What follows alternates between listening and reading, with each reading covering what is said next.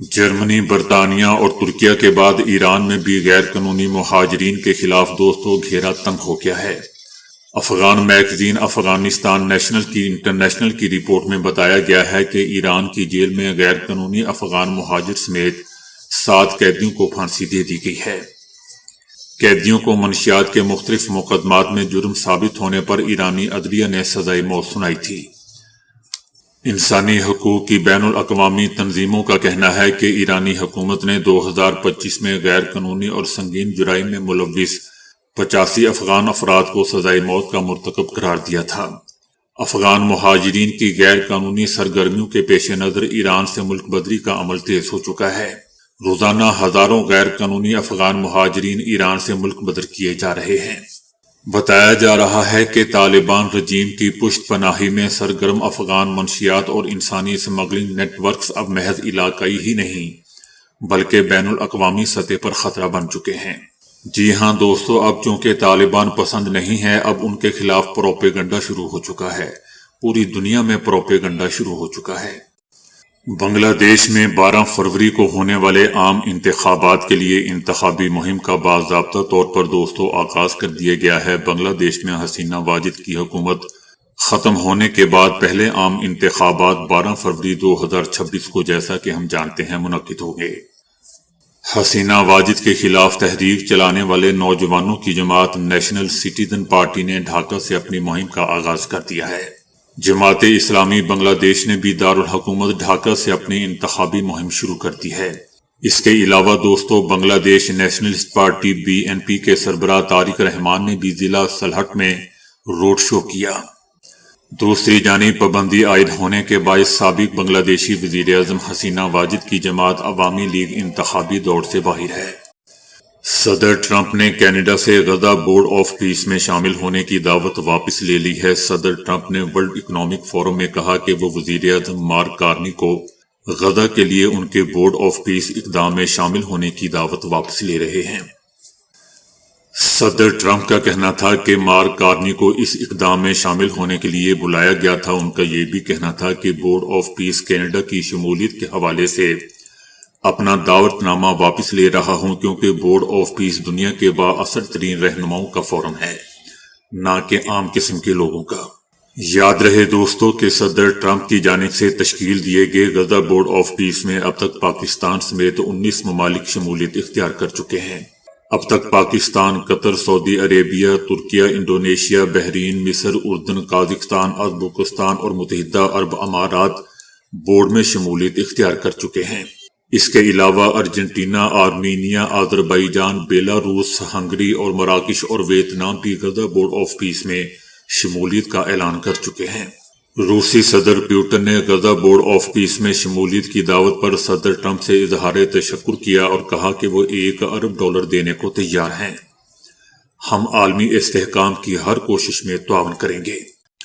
برطانیہ کے under secretary of state ہمیش کا کہنا ہے کہ پاکستان کو مطلوب افراد کا معاملہ قانون کے مطابق دیکھا جا رہا ہے۔ مشرق وسطی کے لیے برطانیہ کے انڈر سیکرٹری آف اسٹیٹ ہمیش کا کہنا تھا کہ اس حوالے سے برطانیہ کو شواہد موصول ہو چکے ہیں۔ ہمیش کا یہ بھی کہنا تھا کہ پاکستان کو مطلوب افراد کا فیصلہ غیر جانبدار پولیس تحقیقات کے بعد ہی ہوگا۔ ان کا کہنا تھا کہ پاکستان اور برطانیہ قریبی تعلقات ہیں اور اہم شراکت دار بھی ہیں۔ ان کا مزید کہنا تھا کہ میرا پاکستان سے ذاتی وابستگی ہے۔ سفارتی کیریئر کا آغاز بھی پاکستان سے ہوا تھا۔ اس سے پہلے دوستو، وزیر داخلہ محسن نقوی کا کہنا تھا کہ باہر بیٹھ کر سوشل میڈیا کے ذریعے زہر پھیلانا، فیک نیوز پھیلانے والے سمجھ رہے ہیں کہ انہیں تحفظ ملے گا، تو یہ ممکن نہیں ہے۔ ان کا کہنا تھا کہ سوشل میڈیا پر 90% خبریں غلط چلائی جاتی ہیں۔ یہ نہیں ہو سکتا کہ جو چاہیں سوشل میڈیا پر چلا دیں۔ سوشل میڈیا پر غلط خبر پر کریک ڈاؤن ہوگا۔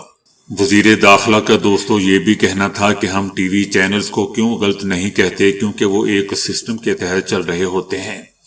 اگر کوئی ٹی وی چینل غلط خبر چلاتا ہے تو اس کو جرمانہ ہوتا ہے۔ جو فیک نیوز پھیلا رہا ہے ان کے خلاف کارروائی ضرور ہوگی۔ ان کا کہنا تھا کہ سوشل میڈیا پر کسی کی تذلیل کی اجازت نہیں دیں گے۔ قومی سلامتی کے معاملے پر کوئی سمجھوتا نہیں۔ کوئی لندن میں بیٹھ کر بکواس کر رہا ہے تو کوئی امریکہ میں اداروں میں یہ مسئلہ چل رہا ہے کہ آپ کے پاس ثبوت ہیں تو ضرور سامنے لائیں۔ وزیر داخلہ کا دوستو یہ بھی کہنا تھا کہ باہر بیٹھ کر فیک نیوز پھیلانے والے سمجھ رہے ہیں کہ انہیں تحفظ ملے گا، تو یہ ممکن نہیں۔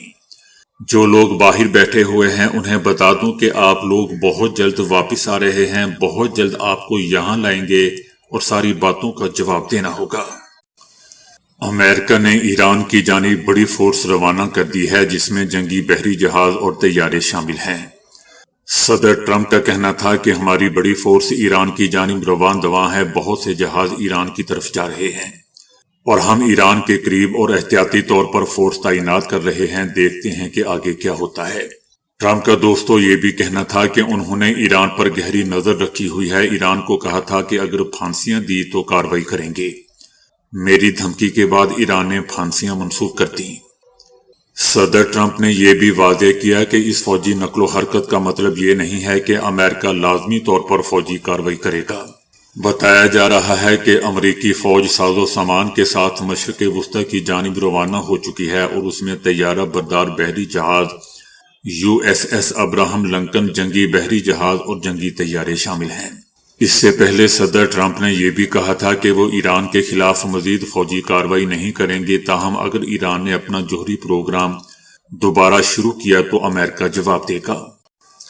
آئرلینڈ نے غزہ امن بورڈ سے متعلق شدید تحفظات کا اظہار کر دیا ہے۔ آئرلینڈ حکومت کا کہنا ہے کہ وہ ٹرمپ امن بورڈ میں سنگین خطرات کی نشانیاں دیکھ رہے ہیں۔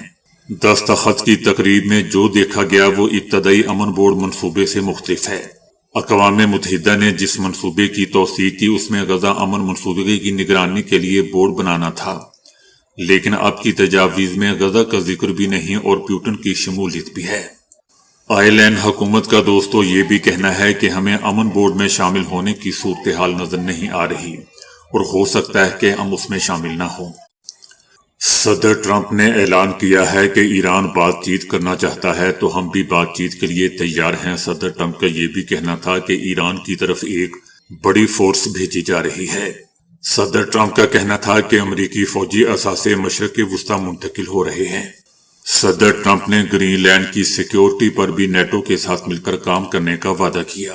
ان کا کہنا تھا کہ چائنا کا دورہ کروں گا اور سال کے اختتام پر چینی صدر امریکہ آئیں گے۔ ان کا یہ بھی کہنا تھا کہ یوکرینی صدر اور صدر پیوٹن دونوں معاہدہ کرنا چاہتے ہیں، جلد معلوم ہو جائے گا۔